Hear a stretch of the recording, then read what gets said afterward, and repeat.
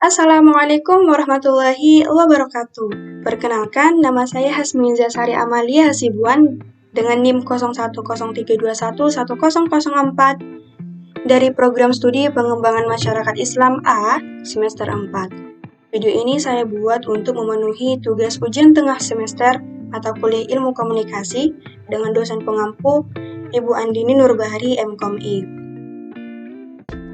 Langsung saja kita ke pembahasan komunikasi Islam. Komunikasi adalah penyampaian pesan berupa ide, pemikiran, atau informasi kepada orang lain. Sedangkan komunikasi Islam adalah proses penyampaian pesan dengan menggunakan prinsip-prinsip komunikasi dalam Islam. Komunikasi Islam memiliki rujukan utama, yaitu bersumber dari Al-Quran dan Sunnah. Prinsip-prinsip komunikasi Islam. Yang pertama, qaulan ma'rufah, yaitu perkataan yang baik. Yang kedua, qaulan sadida, perkataan yang benar. Yang ketiga, qaulan baligho, yaitu perkataan yang efektif ataupun perkataan yang mudah dimengerti. Yang keempat, qaulan kariman, yaitu perkataan yang mulia. Yang kelima, qaulan layyinan, yaitu perkataan yang lemah lembut. Dan yang keenam, qaulan maisura, yaitu perkataan yang mudah dipahami. Sekarang kita akan membahas komunikasi efektif. Komunikasi efektif adalah komunikasi yang mampu untuk menghasilkan perubahan sikap pada orang yang terlihat dalam komunikasi. Tujuan komunikasi efektif adalah memberi kemudahan dalam memahami pesan yang disampaikan antara pemberi dan penerima, sehingga bahasa lebih jelas, lengkap, pengiriman dan umpan balik seimbang, dan melatih menggunakan bahasa nonverbal secara baik. Prinsip-prinsip dalam komunikasi itu ada 5 yang disingkat menjadi REACH. Yang pertama, respect, yaitu sikap hormat dan menghargai. Yang kedua, empati, yaitu kemampuan mendengar. Yang ketiga, audible, dapat didengarkan atau dimengerti dengan baik. Yang keempat, clarity, jelas. Dan yang kelima, humble, rendah hati. Ada 7 C dalam komunikasi efektif, yaitu yang pertama, clear, jelas. Saat kita berbicara atau menuliskan suatu pesan kepada orang lain, pastikan pesan yang kita berikan tersebut memiliki tujuan yang jelas. Apa sebenarnya yang kita inginkan dari pemberian pesan tersebut? Yang kedua, concise, ringkas. Komunikasi harus dilakukan secara ringkas, namun tetap fokus pada poin yang ingin kita sampaikan. Penyampaian kalimat yang berlebihan akan membingungkan pendengar ataupun pembaca terhadap maksud dari pesan kita tersebut. Yang ketiga, konkret, ataupun nyata atau benar-benar ada. Pesan yang disampaikan harus konkret. Dengan demikian, pendengar atau pembaca dapat memahami dengan jelas pesan yang disampaikan tersebut secara keseluruhan dan fokus pada maksud yang ingin disampaikan. Biasanya didukung dengan fakta dan data sehingga tidak disalah tafsirkan. Yang keempat, correct, benar. Pesan yang disampaikan harus bebas dari kesalahan tata bahasa sehingga mudah dimengerti oleh penerima pesan tersebut. Yang kelima, coherent, masuk akal. Komunikasi koheren adalah komunikasi yang logis atau masuk akal. Semua pesan yang diberikan sesuai dengan topik pembicaraan utama. Yang keenam, complete, lengkap. Komunikasi itu harus lengkap. Kita harus memberikan pesan secara lengkap kepada penerima pesan tersebut, sehingga penerima pesan mengetahui maksud dan tujuan dari pesan yang bersangkutan. Yang ketujuh, courteous, sopan. Komunikasi yang dilakukan dengan sopan, ramah dan terbuka tanpa ada sesuatu yang terselubung di dalamnya. Indikator komunikasi ada 5. Yang pertama, pemahaman, kemudian kesenangan, kenyamanan, kepercayaan, dan yang terakhir, tindakan. Sekarang kita memasuki pembahasan strategi komunikasi. Strategi komunikasi adalah keseluruhan perencanaan, taktik, cara yang akan dipergunakan dalam mencapai tujuan komunikasi dengan memperhatikan aspek-aspek yang ada pada proses komunikasi.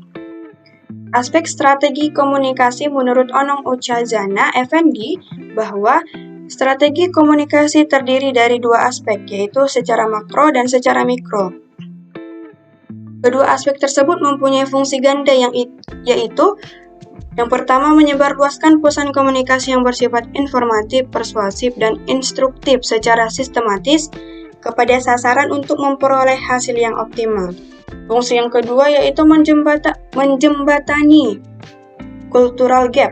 Misalnya suatu program yang berasal dari suatu produk kebudayaan lain yang dianggap baik untuk diterapkan dan dijadikan milik kebudayaan sendiri sangat tergantung bagaimana strategi mengemas informasi itu dalam dikomunikasikannya. Upaya strategi komunikasi. Salah satu upaya untuk melancarkan komunikasi yang lebih baik menggunakan pendekatan AA Procedure, From Attention to Action Procedure dengan 5 langkah yang disingkat dengan AIDA. N itu attention, itu perhatian, I interest minat, D desire hasrat, D lagi decision keputusan, dan A action kegiatan. Proses upaya AIDA.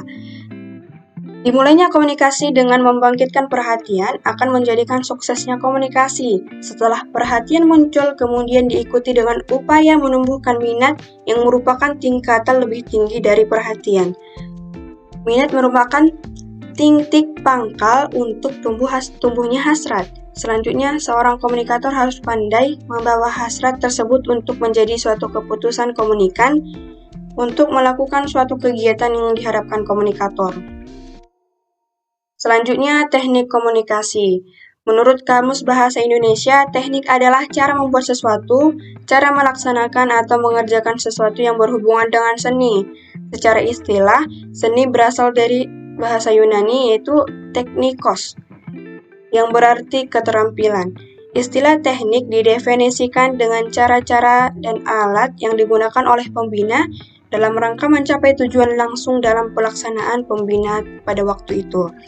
Sedangkan pengerjaan komunikasi adalah penyampaian pesan, informasi, pikiran, gagasan, dan pendapat yang dilakukan oleh seseorang kepada orang lain dengan mengharapkan jawaban, tanggapan, atau arus balik, yaitu feedback. Jadi, teknik komunikasi adalah menyampaikan suatu pesan yang dikemas dengan cara-cara tertentu agar terjadinya komunikasi yang efektif antara komunikator dengan komunikan. Teknik dalam komunikasi harus diperhatikan agar pesan-pesan yang disampaikan dapat tersampaikan dengan efektif dan efisien. Teknik-teknik dalam berkomunikasi. Yang pertama itu teknik komunikasi informatif, yakni suatu teknik komunikasi yang dilakukan agar orang lain, yaitu komunikan, mengerti dan tahu. Bisa kita temukan teknik ini pada semua bentuk komunikasi personal, bentuk komunikasi media, ataupun bentuk komunikasi massal. Yang kedua itu teknik komunikasi persuasif, yang merupakan suatu teknik komunikasi yang dilakukan agar orang lain bersedia menerima suatu paham atau keyakinan, melakukan suatu perbuatan atau kegiatan, dan lain sebagainya. Teknik komunikasi pervasif, yaitu yang mengandung upaya komunikator untuk menanamkan sesuatu yang dikehendakinya dengan menerobos alam bawah sadar komunikan secara berulang-ulang sehingga tujuan komunikator itu menjadi kenyataan. Komunikasi koersif, yaitu komunikasi yang dilakukan dengan cara memaksa atau menekan penerima pesan agar pesannya mau diterima, diikuti, dan dilaksanakan.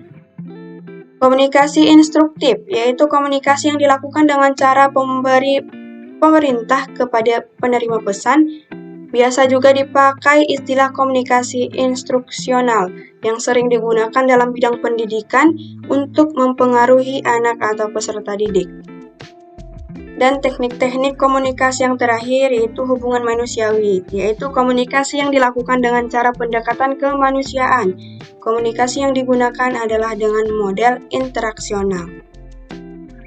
Baik, cukup sekian video yang dapat saya sampaikan, semoga dapat bermanfaat bagi kita semua. Wabillahi taufiq wal hidayah. Wassalamualaikum warahmatullahi wabarakatuh.